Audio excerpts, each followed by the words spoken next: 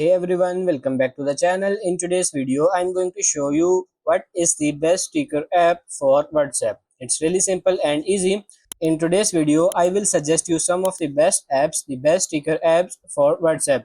Well, basically, if you want certain stickers on WhatsApp, you can open the WhatsApp application, then go into a particular chat, then you can head into this sticker section and you can see this plus icon in the bottom right corner. Just simply tap on it and then you can see all the stickers that you can get here.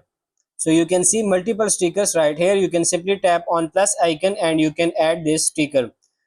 However, if you want other sticker apps, there are certain apps such as sticker.ly, sticker maker app, stickify, vmoji, WhatsApp stickers. You can search here as well. Let's say I'm going for cat meme here. This is also one of the list. As you can see, you can search for vest stickers as well.